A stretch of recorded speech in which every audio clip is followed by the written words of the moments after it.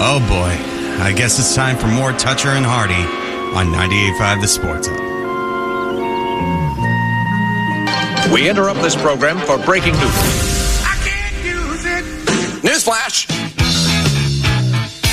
Hey, we are Toucher and Hardy. You can follow us on YouTube. Subscribe to 98.5 The Sports Hub on YouTube. Mark Daniels is going to join us next, just very quickly before we get to the news. Josina Anderson, thank you, Jonathan, for giving this to us, as he is on Twitter. And Josina Anderson says, overnight update.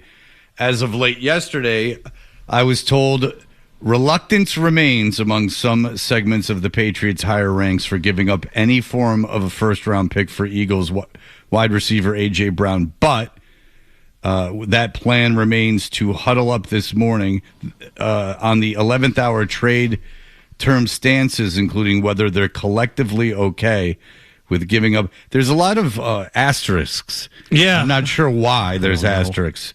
But you found that confusing, too? Yeah. I kept thinking there was going to be footnotes. Instead of capital letters, you know what I'm saying, as if to emphasize a certain point of the sentence. You know what I mean? Well, maybe this is the way Twitter is now. Okay. Under Elon Musk's control. They are very big on the... he owns the asterisks. He bought asterisks. Okay, so including whether they're collectively okay with giving up a 2028 first rounder as comfortable middle ground per league sources. While it is acknowledged to me that a 2028 first rounder has come up in discussions, it was not yet affirmed that this compensation was 100% greenlit at the time of discussions with sources yesterday. While there's uniform agreement that Brown is a first round talent and stud difference maker, the preference to achieve a second-round valuation for Brown by some due to mitigating factors in Brown's profile, along with potentially another asterisk, including a pick swap, was restated over the weekend. That said, we all know head coach Mike Vrabel really wants to do what it takes to get his former player, and that he's the heavy finger on the trigger, perhaps despite his absence on the day 3 of the draft. So the tone of Again, so he's not, or is he the guy that pulls the trigger on these things? So the tone of inevitability on the Brown trade still remains from New England's perspective. For now, it's just about what's the ultimate agreement on the complete terms to get it over the finish line whilst peaking for any left field updates. So the way this sounds is that, look, these two teams want to make a deal. But the terms have still not yet been decided. And again, this all becomes something that it can become a reality at 4:01 today. So it sounds like a little bit of mystery in terms of the inevitability of this trade taking place. Somebody in the Patriots front office wants a second-round pick. Eagles want a first. It just depends on who wins out here. I would have no hesitancy in giving up the 28 first-round pick for A.J. Brown right now, today, as of noon, whenever they can do it. The problem with that is if they make that trade... you don't have a first-rounder in 2028? Well, no. That would be... Yeah, hold on. He's cracked the code. Dude, why are you undercutting me? Like I was going to get into a big long thing about that. No, I stole your take. The problem is, though, with that is if you make that move and the schedule's way harder and you win like 9-10 games and lose in the first round of the playoffs or don't make the playoffs, and then come 2028, people are going to go, you do see this, that like you way overvalued making that Super Bowl. Like you really couldn't sit back. Like Brad Stevens at the end of this season with the Celtics said, I knew we weren't as good as our regular season record dictated. Okay. And you've heard a lot of that from the Patriots. They're very well aware that they had some advantages in terms of schedule, and that maybe making the Super Bowl was ahead of the timeline of the actual talent on this team. Now, A.J. Brown certainly increases that talent, and if you talk to some people that cover the team, they think he's as good for 1 or 2 wins, which is a lot in the regular season, and certainly improves your chances of making it and doing well in the playoffs. But there is that danger that if you get Brown and one of these lingering injuries or health problems flares up, or he's healthy and you somehow don't make the playoffs or squeak into the playoffs and lose in the first round, that you way overvalued your success last season. That's something that's on the table. So it's not like if the Rams gave up a number 1 pick, like you'd be like, okay, you guys are loaded and you are in a situation with a very short window with a old quarterback.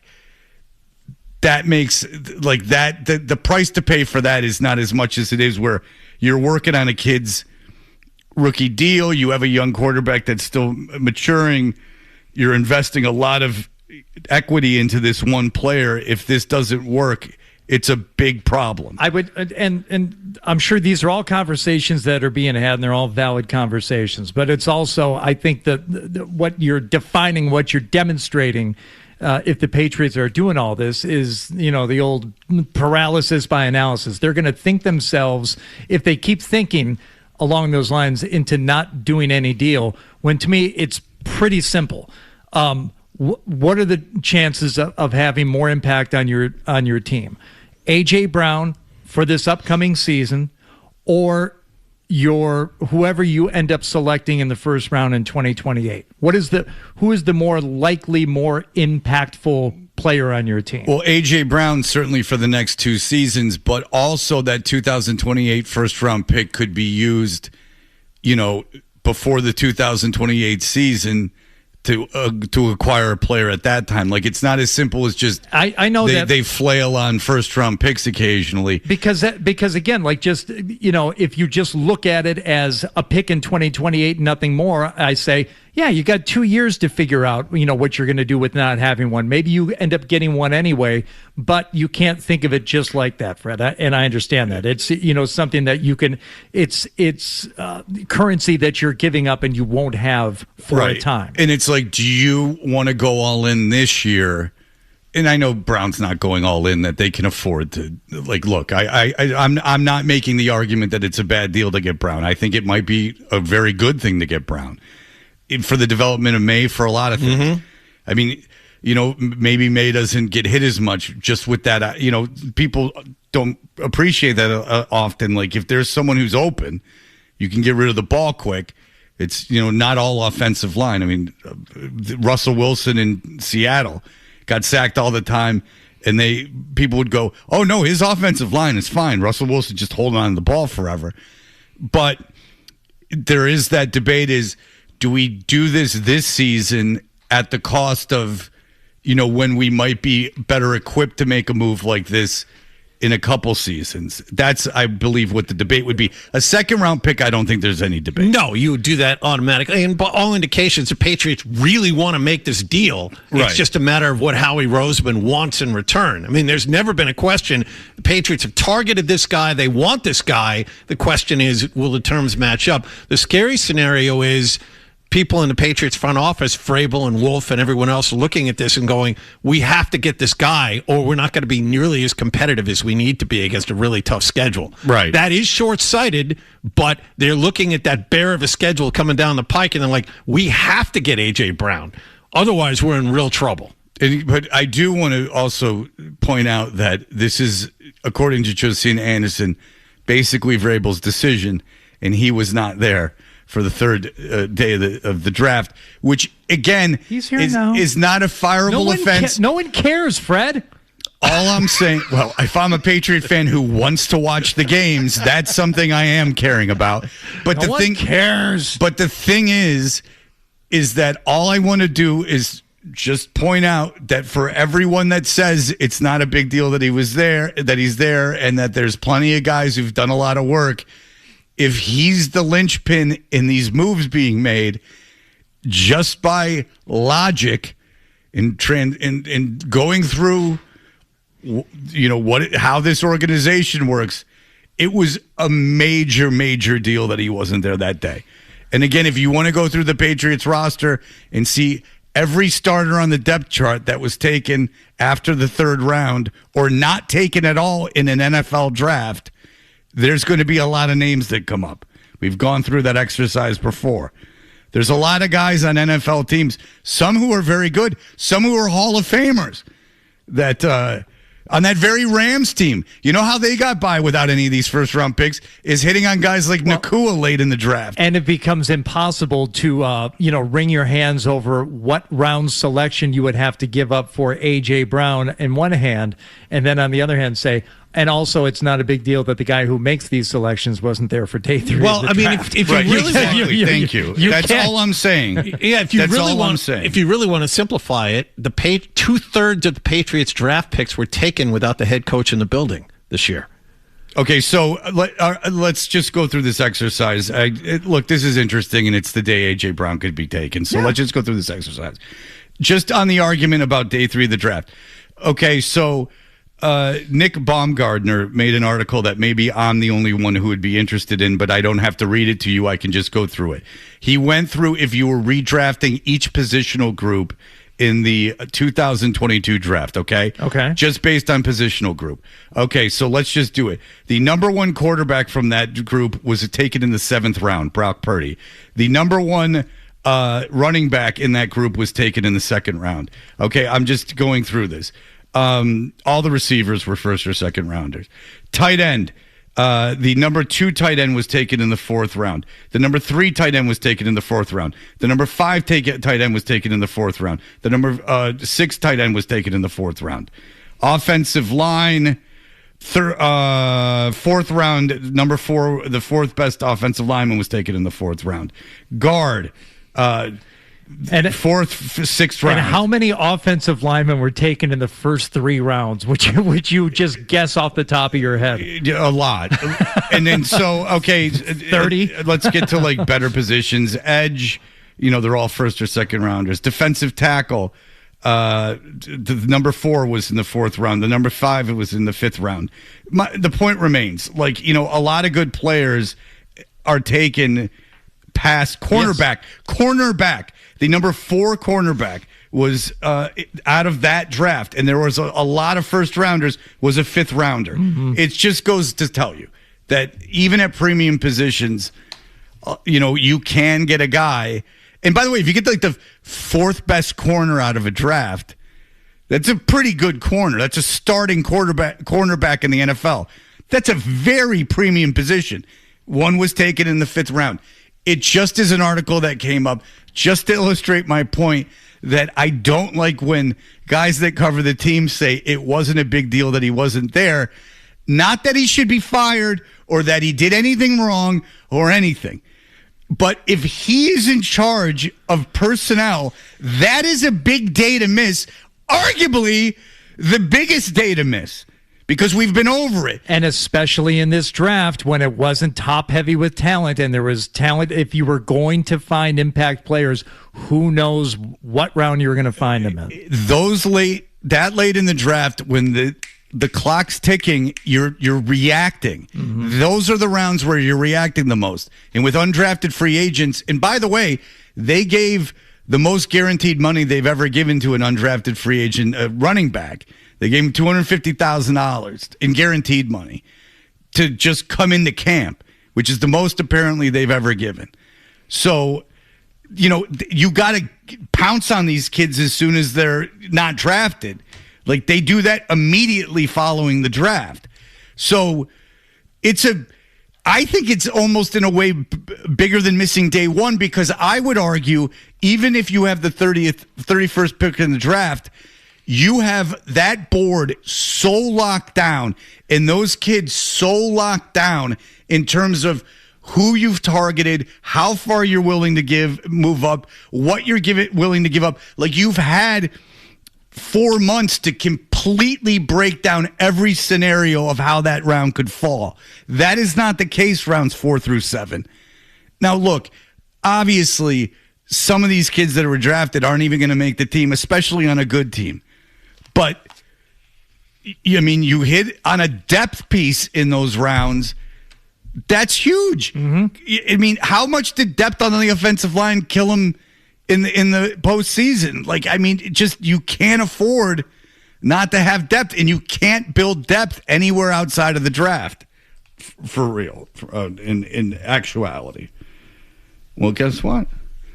We can do the news tomorrow. No. Hey, you know what, Fred? this was news. Because if I'm a Patriots fan, this is a big day for me. Yes. Because I want A.J. Brown. Yep. I do want A.J. Brown. Yes. Of course you do. There is that debate, and I can see why they're having it if you're the Patriots. And it's a fascinating debate, and we'll get into it with Mark Daniels in a minute. Is this the year?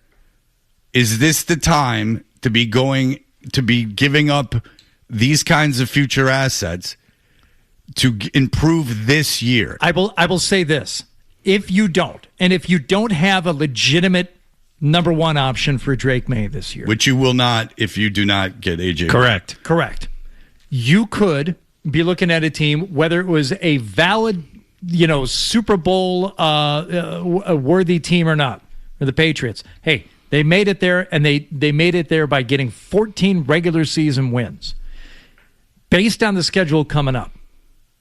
And we looked at it, and, with the stretches, it's not maybe as bad as it looked.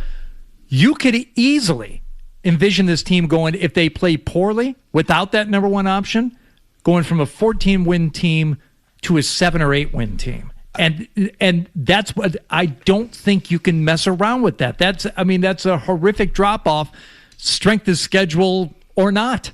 Okay, I got news for you. As many wins next year? I agree. But I'll tell you this, if you want to talk about strength of schedule, if they win 14 games this season, they are hands down the best team in the NFL, not a debate. If they get through this season and win and go 14-3, short of a team being perfect, they're the best team in the NFL. There's no debate. You're just like, okay, Vrabel's a genius. May's John Elway. This is the greatest thing that's ever happened. All these guys that emerged last year, they got even better.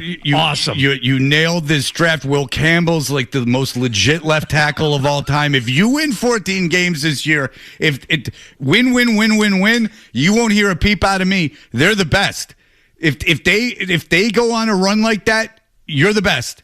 All you'll hear out of me is that they're the best team in the NFL. You won't hear another word. I don't care what happens. But if you don't get A.J. Brown and you end up going out there and getting 8 wins instead, no one's going to want to hear about strength of schedule. Because there's going to be a bunch of beatable teams in there that you didn't beat, and you didn't. And one of the reasons why you didn't do it is because you still don't have a legit target for Drake May. Yeah, you're not making the playoffs in the AFC. With winning 9 games, you're not winning that division. No. As bad as the bottom of that division is, you're not beating the Bills. Bills are going to win more than 9 games. All right, we'll be back in just a moment. We'll talk to Mark Daniels. Hey, listen, if you've got to go, we understand, but make sure you bring the Sports Hub app with you so you can hear more of Toucher and Hardy. That's what I want on my tombstone. On the Sports Hub. My understanding is the framework is in place for a trade to be made early next week that'll make A.J. Brown a Patriot. But I think it would sort of take somebody backing out at this point, whether it's the Eagles or the Patriots, for it not to happen now. Hey, we are Toucher and Hardy. Today at 4 o'clock is the big deadline where A.J. Brown can be had at the big discount for the Eagles. There could be some other moves around the NFL. Mark Daniels covers the team, eyeing A.J. Brown today, the Patriots, for those of you out there. He covers them from Mass Live. Mark Daniels, hello, sir. Hey, guys. Good morning. Good morning.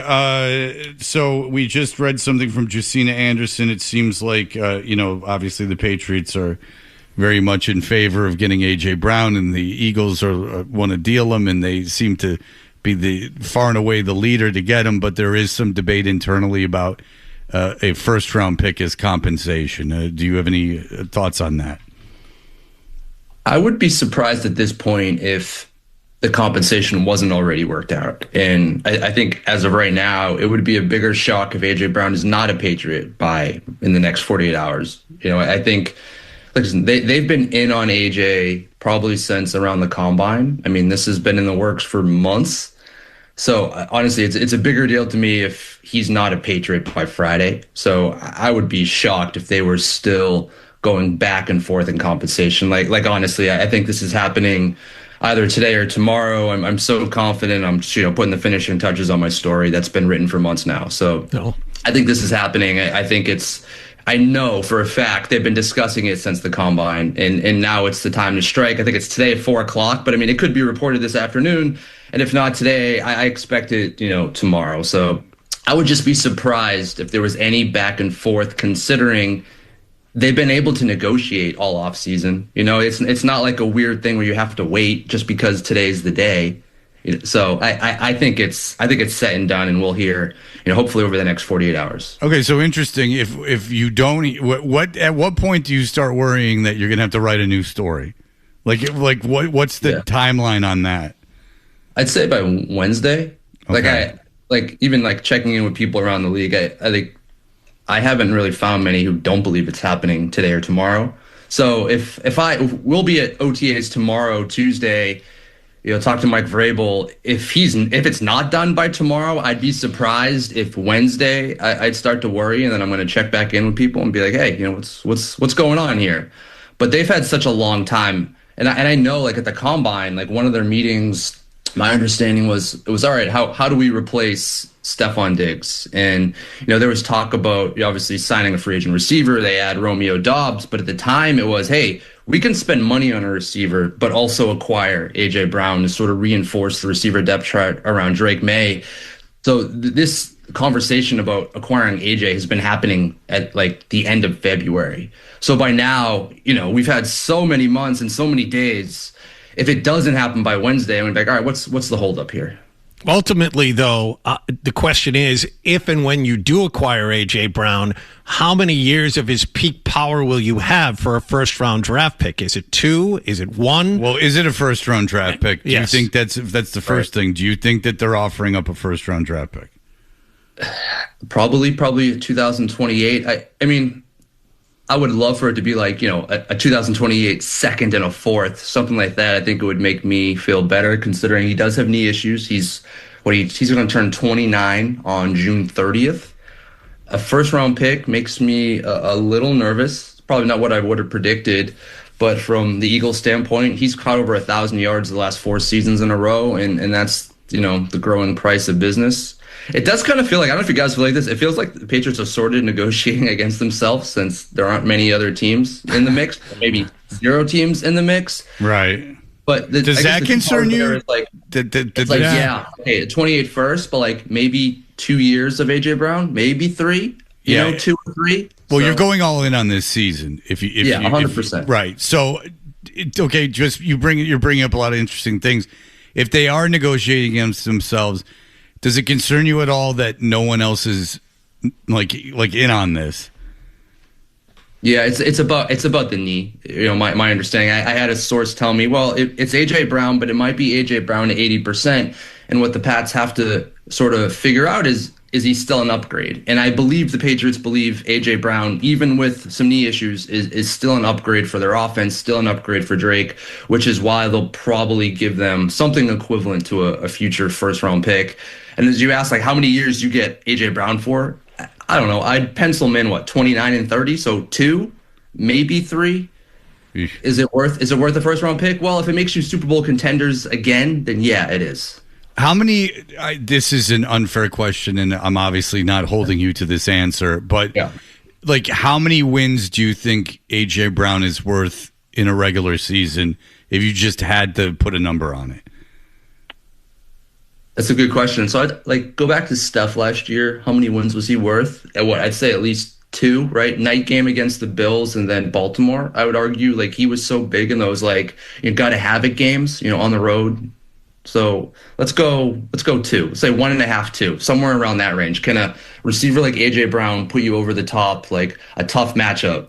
I would hope so. That's what he's there for. That's what, Diggs, even whatever he was at age 32, coming off an ACL, he stepped up in some really big moments for the Patriots last year. He wasn't perfect. I thought he faded down the stretch. But, do you beat the Buffalo Bills in Buffalo if you don't have Stephon Diggs? No. Probably not. No. So I think that's what I'm looking for AJ. Either 2 games, he can step up and be that guy in the fourth quarter for Drake May. And someone else brought this up last week, and it might be wishful thinking, but does his value increase in the postseason? That was one notion that, he might be worth a win in the regular season, but in the postseason is where you can maybe see his greater impact. Yeah, that and you combine him with Romeo Doubs, which I think Romeo is so much better when you put him in that, number 2 role. So Romeo, as of right now, I heard you guys saying like they don't have a number 1 receiver on the roster currently, and it's true. Romeo is also the only receiver on the Patriots roster who has a 700-yard season, and he's in his prime. So you add AJ with that, it sort of shifts guys down. It's going to help out Hunter Henry. At the end of the day, I mean, hell, a couple of years ago it was like Hunter Henry was the number 1 option, and to stop the Patriots offense, you just had to double him.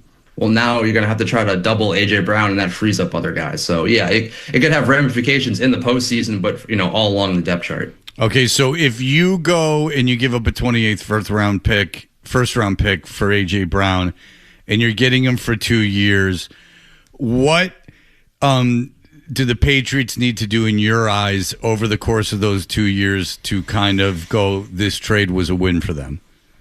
You want to see him above that, I'm going to put in a range here, 800 to 1,000 yards, but you want to see them continue to contend in the AFC, right? No sub 500 seasons, no missing the playoffs. Sure, they have a tough schedule this year, but I think also the Patriots have a good roster. And so you acquire AJ Brown, there's no reason, even with a tough schedule, they shouldn't be among the best in the AFC. So for me, it's continue to be a contender.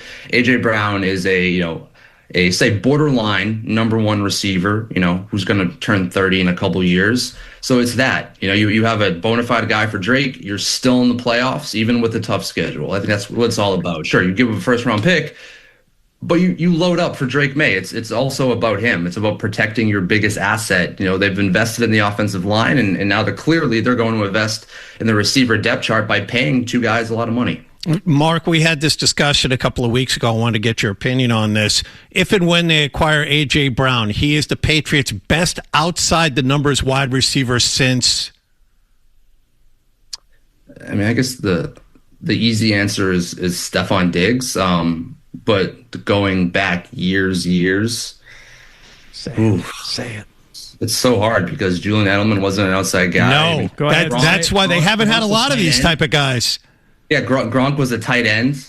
You had Brandon Lloyd for, 1 year? No. Right? It's not him? No. So you say Randy Moss? Yeah. Yes. That's all we could come up with. I think the answer is Randy Moss. Yes, yeah. He's the best outside receiver since Randy Moss and probably behind him, Stephon Diggs. Okay. The story is pretty much already written for A.J. Brown. Is your story also written for Christian Gonzalez? Do you have any doubt that they're going to get this thing done?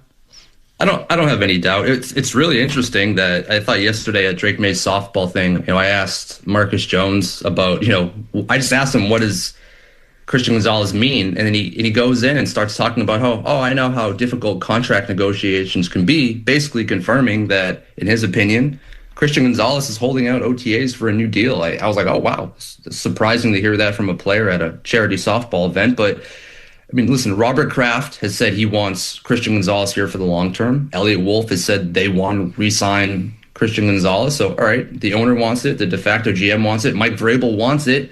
Christian Gonzalez wants to be here. So, yeah, at the end of the day, it's going to happen. But it's interesting right now. I don't remember the last time we've had someone essentially skip OTAs for a contract negotiation. That didn't happen a lot in the Bill era.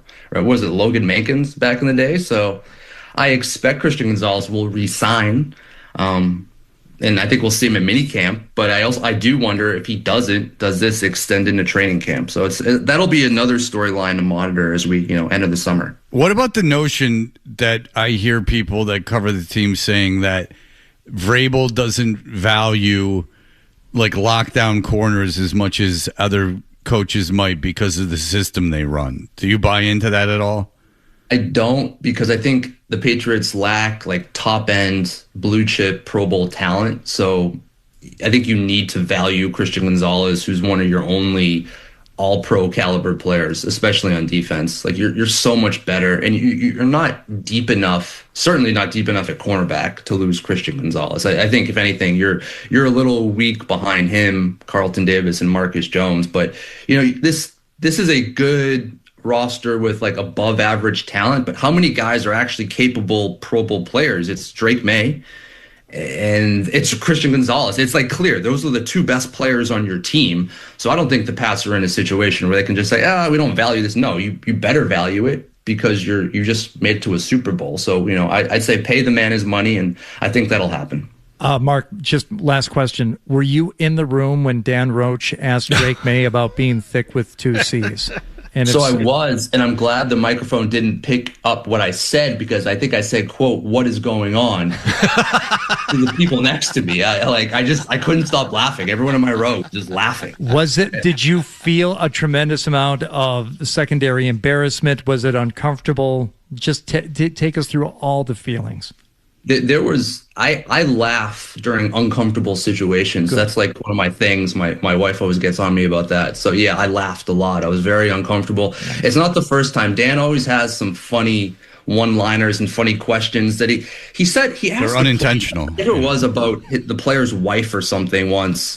Something about, could we get her number or something to ask her? Oh, yeah. That famous I want to have sex with your wife question that he asked, of course. Dan was very surly the next day. I think we could all agree. That was uncomfortable. Dan was, we had him on the show the next day, and he was very surly, Mark Daniels. He was Drake May's softball charity event yesterday. I think he said his wife even gave him a hard time for the thick question. So he's getting it from all angles. All right. Well, and his wife's a very nice woman, according to everybody. Yeah. So, I mean, if she's even super angry at him, I can only imagine how the organization might just ban him. This is what I see in his future. Yeah. Mark Daniels, Mass Live, thank you so much for the time, sir. We do always appreciate it. Good stuff today. Yep, thanks for having me, guys. All right, there you go. I think that might have been Mark Daniels' best appearance with the show. He had an opinion on everything. He brought it. He thought that everything, I thought he played both sides very well. He said that the deal he believes is done. A.J. Brown is good for 2 wins, but giving up that first-round pick is an inherent risk given his injury history and his age, and that other teams are not in on this because of the injury. Mm-hmm. And I think that's all very good. The Stephon Diggs comparison was a good one, too, because you don't think of Stephon Diggs. Even when he was here, he was the de facto number one. He was still good for a couple of wins. Yep. Oh, yeah. So, good. All right. Makes sense. I would make the A.J. Brown trade. But I do see, I do it too. I'm a GM too. But I could see, I can see the pitfalls of doing it, because you give that 2028 first round pick and you don't make the playoffs this year, or, you kind of sneak in and lose in the first round, and people are going, we really only have him for one more year. And all right, so we'll be back in just a moment. Here are the headlines. Kaboom! Did we all just take acid? It's unbelievable. Like you, Fred. I'm not worried.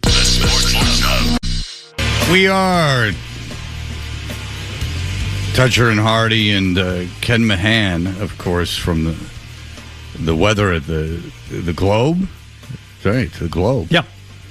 He is going to talk about what happened on Saturday. I'm sure you all knew where you were. Everyone heard it, I'm positive. But Hardy, you say something. We're going to have him on at 9. You have something for me? Yes, because, that qualifies as news. The meteorite over the weekend and we've been talking about A.J. Brown this morning, but there's other news from yesterday, Fred. I don't know if this came across your timeline or it got buried, but brace yourself. Today's the day. We made a really tough decision. This is going to be our last video. Thank you for all of your support, and thank you for watching our videos. Always remember to bring them. Boom! Just kidding. You just got boomed. We're never going to stop making videos. Send this to your best friend so they can get boomed too. I got you. The look on your face when you thought they were done, and then you got boomed. You just got boomed. Classic. Yeah. They want you to send that to your friends. Yeah. To psych them out. That's what we do. Defiant. That's what they are. I'll get an email like when we talk about the boom guys in the fall of Western civilization, which it is a precursor to. The idea that content, in other words, what used to be called art and entertainment, is now content. Yeah. Content is just like an industrial term. You might as well talk about filling a storage unit. content. Yeah. And then people go, I don't ever heard of those guys. Well, then consider yourself lucky because they've become part of culture. They're part of the Zeitgeist, if I may say. And what they do, it's a father and son, and they say, boom. We bring the boom! And not only that, but they do something. So let's go through all the things they're presuming out of you during that video.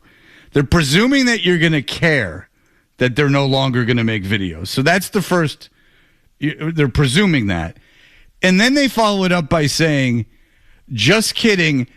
Now they're presuming that you're going to send this to your friends and that they're going to care. Well, they would, number one, care, but it's more about getting boomed. You just got boomed. And then they're saying, and